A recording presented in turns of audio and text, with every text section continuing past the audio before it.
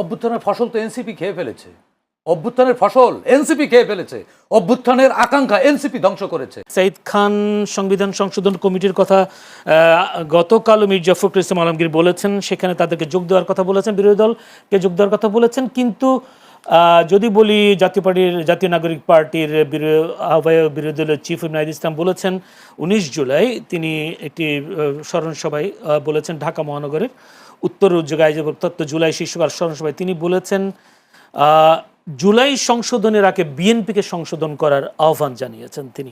এবং সেই সাথে যদি জামায়াতের একটি বক্তব্য, আমিরের একটা বক্তব্য যদি আপনি কোট করি, সেখানে জামায়াত আমির বলেছেন, তিনিও বলেছেন যে জুলাইয়ের সবচেয়ে বড় দাবি ছিল সংস্কার, জনগণ নাকি গণভোটের 4 প্রশ্ন বুঝে না, 4 প্রশ্ন না বুঝলে 31 দফা বুঝলো কীভাবে। এই যে দুটি প্রশ্নের আপনি বিশ্লেষণ কীভাবে করবেন? জি, এই প্রশ্নের আগে আমার সহ আলোচক আলাউদ্দিন মোহাম্মদ অত্যন্ত গুরুত্বপূর্ণ 2-3টি কথা বলেছেন, যেগুলো আসলে একটু আলোচনার দাবি রাখে। উনি যথেষ্ট যৌক্তিক বলেছেন যে আসলে সংসদে বিরোধী দল এর দায়িত্ব হচ্ছে সরকারকে চাপে রাখা, জবাবদিহিতা নিশ্চিত করা, এবং এর একেবারে টু দি পয়েন্টে কিছু জায়গা আছে যে জায়গাগুলোতে বিরোধী দল দায়িত্ব পালন করলে বিরোধী দলও ব্যর্থ হয়। যেমন সরকারের শাসন এবং উন্নয়ন, এই জায়গাগুলোতে যদি সরকার পথ হারায় বা নিজের মতো করে চলতে চায়, গণতান্ত্রিক রীতিনীতির বাইরে চলে যায়, তখন তাদেরকে চাপে রাখাই হচ্ছে বিরোধী দলের কাজ। এক্ষেত্রে কিন্তু বিরোধী দলকে ছায়া সরকারও বলা হয় অনেক ক্ষেত্রে, আপনি এটা দেখেছেন। এবং উন্নত বিশ্বের শাসন কাঠামোতে এটি হচ্ছে মূল পদ্ধতি। কিন্তু বর্তমান যে বিরোধী দল, এটি আসলে তো তারা কি করে বিরোধিতা করতে হয় তাই তো জানে না। তারা তো আসলে বিরোধী দল কখনোই বিরোধী দল হওয়ার মানসিকতাই পোষণ করেনি, বা বিরোধী দল হওয়ার অভিজ্ঞতা তাদের নেই। যে কারণে এই অনভিজ্ঞতা, রাজনৈতিক অনভিজ্ঞতার কারণে তারা আসলে কখন কি বলতে হয়। জামায়াত তো দীর্ঘদিন বিএনপির সাথে রাজনীতি করেছে, ক্ষমতার লেজ ছিল, তারা কখনো বলা হতো জামায়াতের উপর ভর করে বিএনপি ক্ষমতায় গেছে, ভর করে এইসব কথা হতো বলা হয়। মানুষ জুতার উপরে ভর করে হাঁটে, তাই বলে জুতা প্রধান হয় না, জুতাই। জুতা যদি না পায়ে কিছু, পায়ে জুতা না থাকলে মানে জুতা ছাড়াও মানুষ হাঁটতে পারে, কিন্তু জুতার উপরে ভর করে হাঁটে বলে মানে জুতা মহামূল্যবান হয়ে যাবে না মানুষের কাছে, এটিও ইম্পর্টেন্ট। মানে আপনি জামাতকে জুতা বলছেন? আমি সেটি বলছি না, আমি বলছি যে ভর করার প্রশ্নে আমি এটি বোঝানোর বলার চেষ্টা করেছি। দেখুন, এরা সবসময় ক্ষমতা লেজ হয়েছে, হঠাৎ করে আনফর্চুনেটলি তার মাথা হয়ে গেছে। এখন লেজ আর মাথা এক জায়গায় হলে কিন্তু লেজে গোবরে হয়ে যায়। তো বিরোধী দল এখন মানে লেজে গোবরে অবস্থা। আর এনসিপি হচ্ছে কি, এনসিপি কিন্তু তারা রাজনৈতিকভাবে অনভিজ্ঞ, তারা আন্দোলনের মধ্য থেকে বেড়ে ওঠা একটি রাজনৈতিক দল, বা আন্দোলনের মধ্য থেকে জন্ম নেয়া। তারা কিন্তু রাজনীতির ভিতর থেকে বেড়ে ওঠা কোনো রাজনৈতিক শক্তি না বা রাজনৈতিক দল না। তারা কিন্তু সব একেবারে ফ্রেশার। যেমন আলাউদ্দিন মোহাম্মদ অত্যন্ত মার্জিত স্বভাবের এবং খুব জানাশোনা একজন মানুষ, কিন্তু তিনি কিন্তু রাজপথের রাজনীতিক ছিলেন না, তিনি কিন্তু রাজনীতি করতেন। ওনার নেতারা ছিলেন তো, ওনার নেতারাও ছিলেন না। যে 18 কোটা আন্দোলনে ছিল তো। এটি একটি মুভমেন্ট, এটি কোনো পলিটিক্যাল পাওয়ার না, এটি একটি মুভমেন্ট, এটি দাবি দেওয়ার আদায়ের একটি মুভমেন্ট। শুনুন, দাবি দেওয়া আদায়ের মুভমেন্ট আর রাজনৈতিক দল এক না তো। হ্যাঁ, তাহলে তো গার্মেন্টস কর্মীরা যে ঈদের আগে বেতন বোনাসের দাবিতে রাজপথ দখল করে ফেলে, বসে পড়ে, তাও কি রাজনৈতিক শক্তি বলবেন? তারাও তো রাজনৈতিক দল হবে। এনসিপি হচ্ছে কি আসলে সংবিধানকে মনে করে কলাপাতা। 5 আগস্ট 2024 শেখ হাসিনা পালিয়ে যাবার পর তিনি বললেন কি যে একেবারে একটি পার্লামেন্ট বিলুপ্ত হয়ে গেছে। বিলুপ্ত হয়নি, পার্লামেন্টটি পালিয়ে গেছে।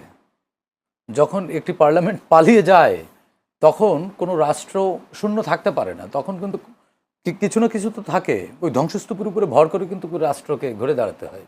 তখন কিন্তু ওই একটি ফেলে যাওয়া কনস্টিটিউশন ছিল, ওই জায়গায় একটু 106 ছিল। তার সেই আলোকে ওই সময়ের রাষ্ট্রপতি উচ্চ আদালতের পরামর্শ নিয়ে যে সরকারটি গঠন করলেন, আপনারা সেই সরকারে কেন গেলেন? সেই সরকারকে সম্মতি কেন দিলেন? তখন তো তুমুল ক্ষমতা ছিল আপনাদের হাতে।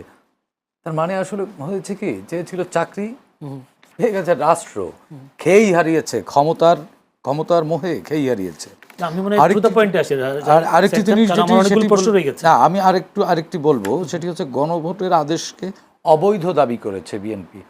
আসলে বিএনপি না, সব মানুষই অবৈধ দাবি করবে এটি, কারণ গণভোট গণভোট আয়োজন করতে হলেই আরও একটি গণভোটের আয়োজন করতে হয়, পার্লামেন্টের অনুমোদন নিতে হয়। পার্লামেন্ট পারমিট না করলে কোনো গণভোট হতে পারে না, এর জন্য পার্লামেন্ট বিরোধী দল পক্ষ থেকে একটা অভিযোগ বারবার করে, গণভোট যদি অবৈধ হয় তাহলে প্রধানমন্ত্রী তারেক রহমান নির্বাচনের সময় গণভোট, আরে ভাই ওটি না দিলে নির্বাচনই দিত না, ওটি না দিলে নির্বাচনই দিত না, কারণ তারা এই জামাত এনসিপি মিলেই তো তখন সরকারে ছিল। আপনি দেখেননি প্রফেসর ইউনূস জাতিসংঘে বলেছে এই ডানে বামে যারা দাঁড়ানো এই শিক্ষার্থীরাই আমার নিয়োগকর্তা, তার মানে তারা ছিল ত্রাতা, তখন এই রাষ্ট্রের ত্রাতা ছিল। আপনি দেখেননি তখন কি পরিমাণ মব হয়েছে, কথায় কথায় শাপলা প্রতীক কিভাবে পেয়েছে এনসিপি, আপনার মনে আছে না? আচ্ছা মবগুলোতে যখন নিয়ে আসে আমি মব বলছি না, হচ্ছে না কোনটা এখন বা মব হচ্ছে না, তাহলে মবের সংজ্ঞা নির্ধারণ করতে হবে। মব এখন কিভাবে মব হচ্ছে বলেন, এখন কোনটা? আমি একটা তথ্য দিই, মবের কি বলেন? আমি যদি বলি মব মানে হচ্ছে জনমত সৃষ্টি করে আইনকে বৃদ্ধাঙ্গুলি দেখিয়ে নিজের মতো করে আইন প্রয়োগ করা। তাহলে পটুয়াখালীতে যে আওয়ামী লীগের ঘর বা একেবারে বুলডোজার দিয়ে ভেঙে দিল, এটা কি বলবেন? সেটি অবশ্যই অপরাধ, এটি আমি অবশ্যই বিচার দাবি করছি। এভাবে কোনো নাগরিককে হয়রানি করার মানে সমর্থন আমি করছি না, আমি সেটি সমর্থন করছি না। কিন্তু মানে এটাকে মব তো বলতে পারবো নাকি? এটি অবশ্যই এক ধরনের মব, এগুলো সব ধরনের মব বন্ধ হওয়া উচিত। জিরো হয়নি মব নিয়ন্ত্রণে এসেছে, কমেছে, কিন্তু জিরো হয়নি, আছে এখনো। প্রতিষ্ঠানগুলো গণতান্ত্রিক হয়েছে কিনা? অবশ্যই প্রতিষ্ঠানগুলো অনেকটাই গণতান্ত্রিক হয়েছে। আপনি 17 বছরের জঞ্জাল 17 ঘন্টায় বা 17 মাসে তো আর দূর করতে পারবেন না। হ্যাঁ, ময়লা কেটে গেলেও কিছু দুর্গন্ধ থেকে যাবে। আমরা কি আওয়ামী হেজিমনি মুক্ত এখনো শাসন কাঠামো তৈরি করতে পেরেছি? আপনি সচিবালয়ে যান বা বিভিন্ন প্রতিষ্ঠানগুলোতে যান, আমরা তো পারি নাই। ধরে নিলাম বিএনপি 5 মাসে কেন পারলো না, এটা একটা শক্ত প্রশ্ন। 5 মাসে কেন পারলো না? 18 মাসে আপনারা কেন মিলে পারলেন না? 18 মাসেও তো আপনারা পারবার চেষ্টা করেননি। 18 মাসে তো আপনাদের সম্পদ ফুলে ফেপে উঠেছে, আপনাদের বিরুদ্ধেও তো দুর্নীতির অভিযোগ উঠেছে। আপনারাই তো বলেছিলেন ঘুষ চাইলে ঘুষি দেন, উল্টো তো আপনাদেরকে পাবলিক ঘুষি দিয়ে এখন 7 সিটে ব্র্যাকেট বন্দি করে ফেলেছে। আমি কি প্রশ্ন আসবো, আমার কাছে সময় কম। আর অভ্যুত্থান হয়েছে শাসনতন্ত্র পরিবর্তন করার জন্য, কিন্তু সেই বিএনপি অভ্যুত্থানের সাথে প্রতারণা করেছে। অভ্যুত্থানের ফসল তো এনসিপি খেয়ে ফেলেছে, অভ্যুত্থানের ফসল এনসিপি খেয়ে ফেলেছে, অভ্যুত্থানের আকাঙ্ক্ষা এনসিপি ধ্বংস করেছে।